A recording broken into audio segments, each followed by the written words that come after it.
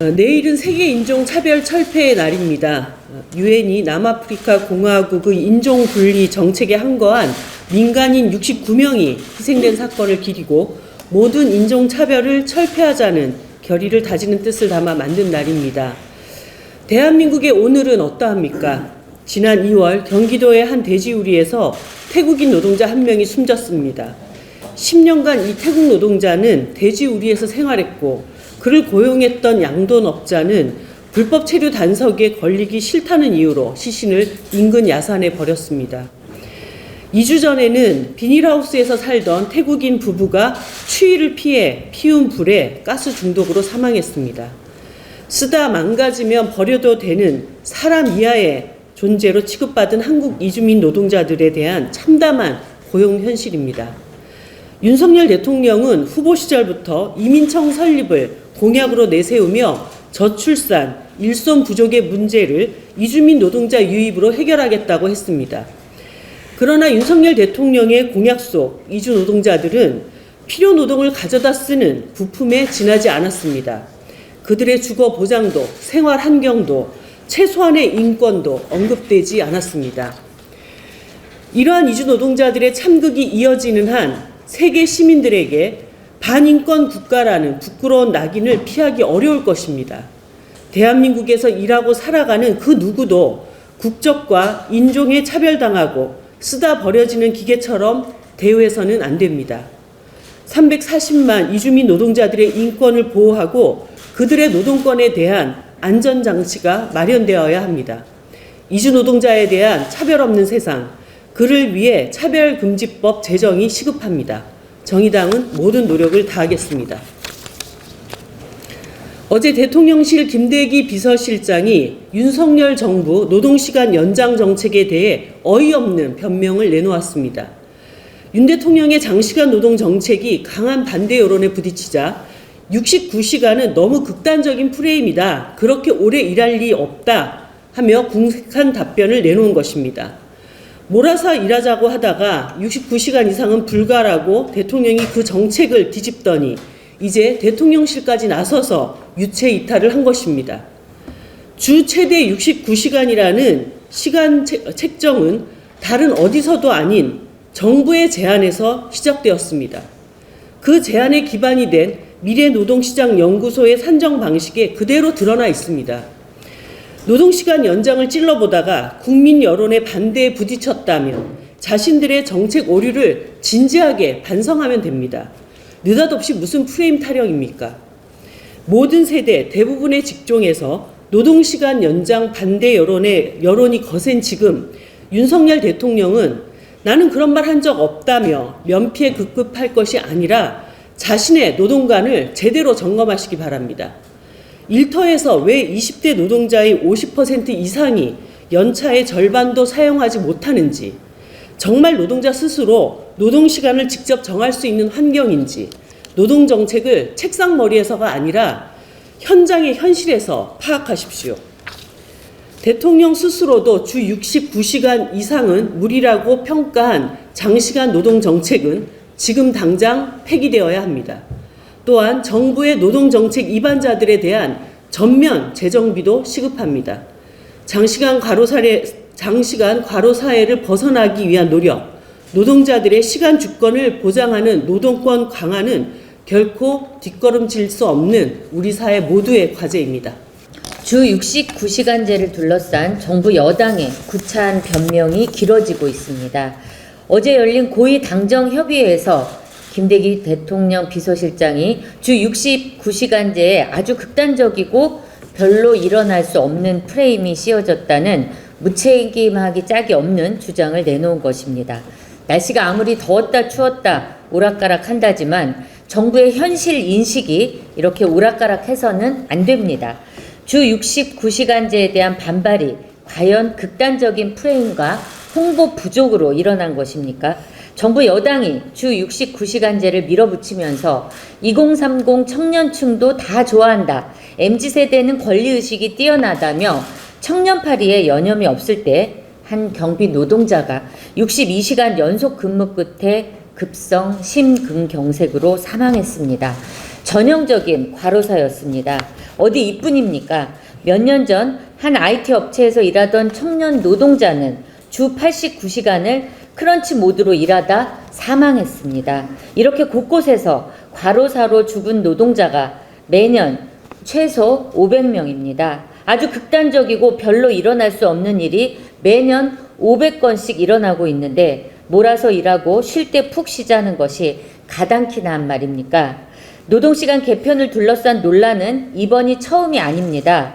대통령 후보 시절 주 120시간 노동으로 크게 홍역을 치렀고 정부 출범 이후 주 52시간제 개편을 처음 꺼내든 작년 6월 노동시장 개혁 추진 방향 발표 당시에도 논란이 일자 정부의 공식 입장이 아니라는 윤석열 대통령 말 한마디에 걷어들여졌습니다. 이번 재검토 지시까지 기억나는 것만 세 번째입니다. 주 120시간이 주 69시간이 되고 주 69시간이 주 60시간이 되는 동안 보인 윤석열 정부의 오락가락 갈짓자 행보는 극치에 다다른 정책 무능 그리고 현장성 없는 탁상 행정을 여실히 입증했을 뿐입니다. 정부의 역점 과제로 추진해온 노동시간 개편이 정부의 역점 과제로 추진해온 노동시간 개편이 역전 과제가 되기 전에 폐기해야 합니다. 정의당은 주 69시간제를 비롯해 윤석열 정부가 미래 노동시장 연구회와 자문단 이름으로 준비하고 있는 모든 노동개혁안을 원점에서 전면 재검토할 것을 촉구합니다. 각종 노동개혁의 글로벌 스탠다드는 노사정의 긴밀하고 치열한 대화와 협상이지 밀실 전문가 집단의 책상에서 나오는 것이 아닙니다. 윤석열 정부는 말로만 노동 약자를 말할 것이 아니라 노동개혁을 위한 노사정 대화와 국회 협치부터 정상화하기 바랍니다. 정의당은 일하는 시민 기본법과 노란봉투법 등 정의당표 노동입법을 국회에서 계속 추진해 갈 것임을 밝힙니다. 김대기 대통령 비서실장이 근로시간 개편안 관련 진의가 제대로 전달되지 않았다며 극단적이고 일어날 수 없는 프레임이 씌워졌다고 말했습니다. 김 실장은 믿고 사는 밝은 사회 같은 걸 꿈꾸는지 모르겠지만 원래 법이란 것은 극단적인 사태를 방지하기 위해 만드는 것입니다. 주 69시간 노동이 가능하도록 허용해놓고 그런 극단적인 사례는 일어나지 않을 것이라니 사람이 설마 사람을 죽이겠냐며 살인죄를 없애자는 꼴 아닙니까? 불과 얼마 전 62시간 연속노동으로 과로사한 경비원 노동자의 사례도 있었는데 김 실장은 몰랐단 말입니까? 윤석열 대통령은 연장근로 해도 주 60시간 이상은 무리라고 했다는데 이미 현행법 하에서도 탄력적 근로제를 적용하면 주 64시간 노동이 가능합니다. 그렇다면 오히려 연장근로 단위기간을 확대할 게 아니라 탄력근로제를 축소해야 할 것입니다.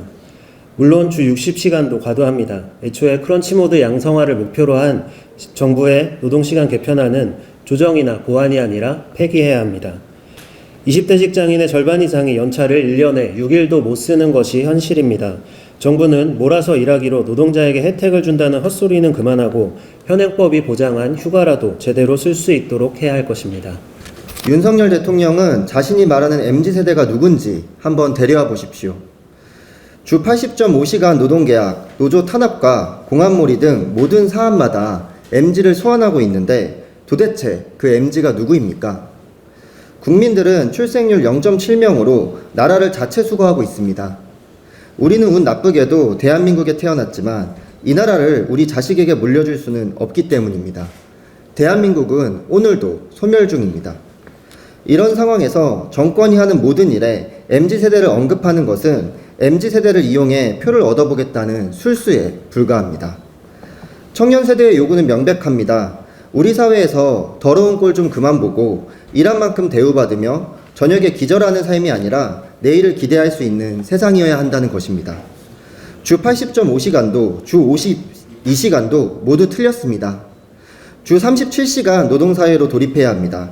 직장인 10명 중 3명이 연차를 쓰지 못하는 이 실태를 제대로 조사해서 법정 휴가를 정확히 보장해야 합니다.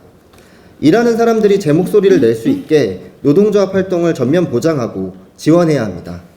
쪼개기 노동, 5인 미만 사업장 등 노동권 사각지대에 있는 청년 노동자들의 삶을 보호해야 합니다. 이것이 소위 MZ세대가 바라는 사회입니다. 윤석열 대통령이 말하는 MZ는 없습니다. 내일 3월 21일은 세계 인종차별 철폐의 날입니다. 어제 이주 인권 단체들은 서울역 앞에서 57번째 세계 인종차별 철폐의 날 기념대회를 열었습니다. 이들은 이주 노동자들에게 기본권이 없으며 한국 국적이 없거나 이주민이라는 이유만으로 차별과 혐오를 감내해야 한다라고 호소했습니다. 하루 15,000장의 깻잎을 따고 10박스를 채우지 못하면 임금이 떼이는 현실, 난방기구조차 없는 비닐하우스 숙소에서 얼어 죽는 현실, 아이들이 부모가 외국인이라는 이유로 학교 폭력에 시달리는 현실, 돼지우리에서 살며 노동해야 하는 현실, 우리 모두가 바꿔야 할 현실입니다. 민주당 이재명 대표는 지금의 현실을 두고 코리안 드림이 코리안 악몽으로 바뀌도록 방치해선 안 된다는 발언을 했습니다.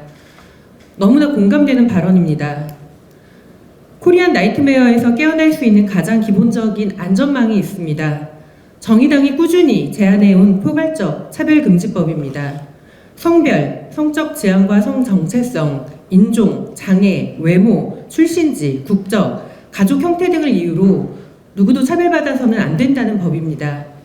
정의당은 이주민 차별을 철폐하고 혐오와 차별에 맞서며 이주민을 포함한 우리 모두의 권리를 위해 함께 싸우고 연대해 나가겠습니다.